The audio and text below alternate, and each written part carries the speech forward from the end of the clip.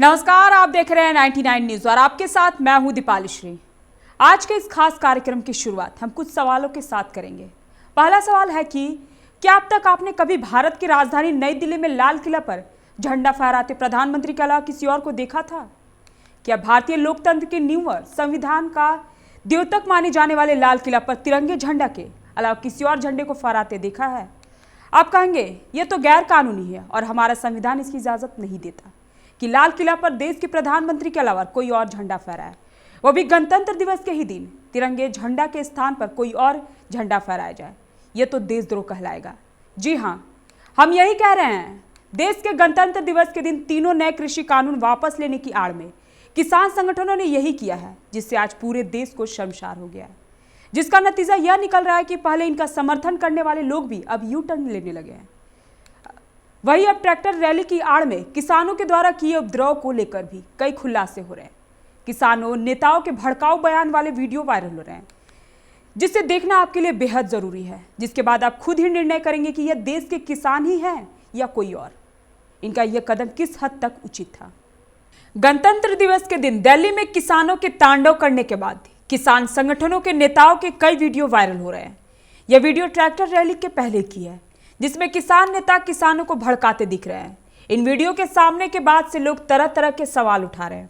यह वीडियो किन किन नेताओं का है, साथ ही नेता किसानों को कैसे उग्र होने के लिए भड़का रहे हैं, वो भी दिखाएंगे। लेकिन इससे पहले एक बार गणतंत्र दिवस के दिन किसानों की आड़ में उपद्रवियों ने जो किया वो भी देख लीजिए। 26 जनवरी के दिन किसान ने लाल किले में जमकर उत्पात मचाया। पहले ट्रैक्टर से गेट तक पहुंचे, वहां मौजूद पुलिस कर्मियों पर ट्रैक्टर चढ़ाने की कोशिश की।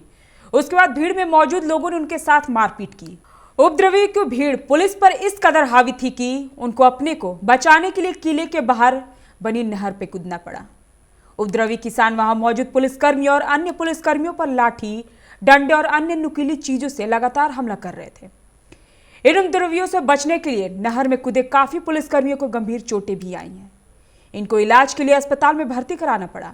इन पुलिसकर्मियों को जब उपद्रवी वहां से भगाने में कामयाब हो गए, उसके बाद इन लोगों ने लाल किले में जमकर उत्पात मचाया। वहां लगे मेटल डिटेक्टर तोड़ दिए, सामानों को स्कैन करने के लिए लगे स्कैनर और बनाए गए काउंटरों को तहस नहस कर दिया। इतना ही नहीं, उपद्रवियों ने लाल किला पर झंडा, सिखों का धार्मिक झंडा भी फहराया। जब एक जगह झंडा फहराकर उनका मन नहीं भरा तो उन्होंने दूसरी प्राचीरों पर भी पहुंचकर झंडा फहराया। उपद्रवियों ने लाल किले पर 8 घंटे से अधिक समय तक उपद्रव मचाए रखा। इसके अलावा लाल किले गेट को भी नुकसान पहुंचाया। एक समय ऐसा भी हो गया जब उपद्रवी लाल किले के गेट को बंद करके कब्जा करने की कोशिश की। पुलिस ने अपनी संख्या में इजाफा किया। इसके बाद उन उपद्रवियों को वहां से बाहर निकाल पाई। जिस किसी ने भी किसानों के इस उपद्रव को देखा वो अबाक रह गए। बता दें कि पुलिस के साथ हुई मीटिंग में दिल्ली के रिंग रोड पर किसानों को रैली निकालने की इजाजत दी गई थी। यह भी तय किया गया था कि जब राजपथ पर परेड खत्म हो जाएगी, उसके बाद पुलिस की निगरानी में रैली होगी। मगर सुबह 8 बजे से ही सभी सीमाओं पर किसान आक्रामक हो गए और दिल्ली की सीमा में प्रवेश कर गए। उसके बाद हंगामे और उत्पात कर दौर शुरू हुआ, जिससे पूरी दुनिया में देश की छवि को नुकसान पहुंचा है। जिसके बाद मामले को संज्ञान में लेते हुए गृह मंत्री ने पुलिस के अधिकारियों के साथ बैठक की और साथ कार्रवाई के निर्देश दिए हैं। उपद्रव करने के मामले में पुलिस ने जब तक 35 एफआईआर दर्ज की है, इस मामले में 30 और एफआईआर दर्ज होने की संभावना है।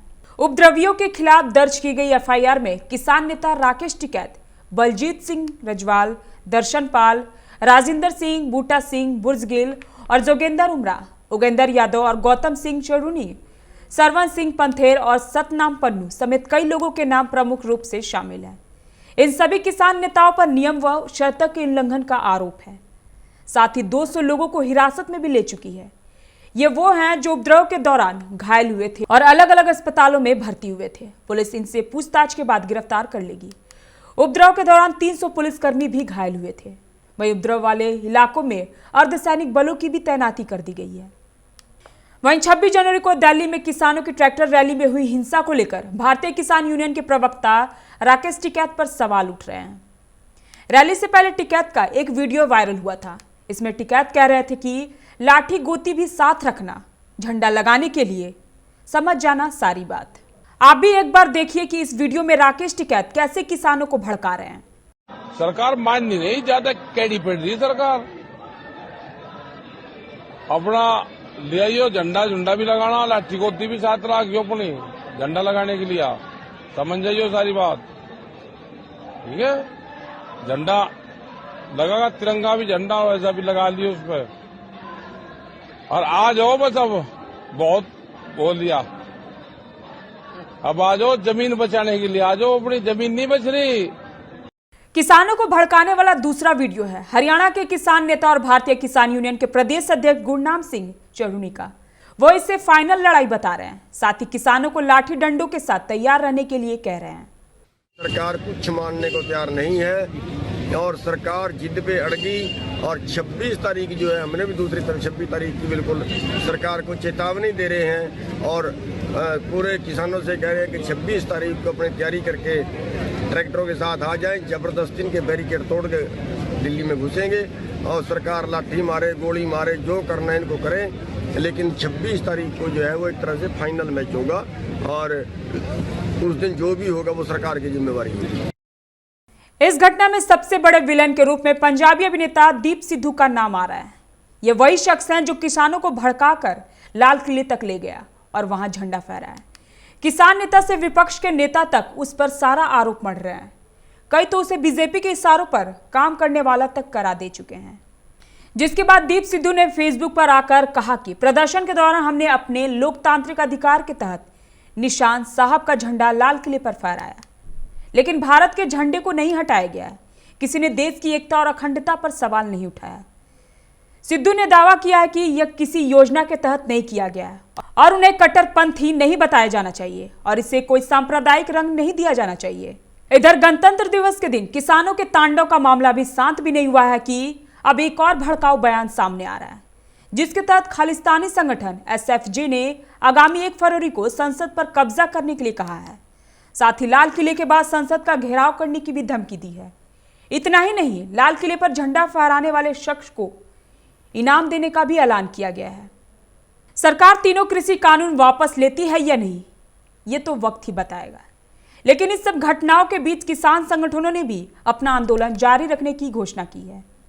दूसरी तरफ गृह मंत्रालय भी इसको लेकर अधिकारियों के साथ उच्च स्तरीय बैठक कर रही है, जिसके बाद सरकार द्वारा दिल्ली पुलिस क्या निर्णय लेती है, यह देखना महत्वपूर्ण होगा। लेकिन फिलहाल तो यही सवाल है कि किसानों ने जो कल किया, क्या वो सही था? 99 न्यूज के लिए ब्यूरो रिपोर्ट।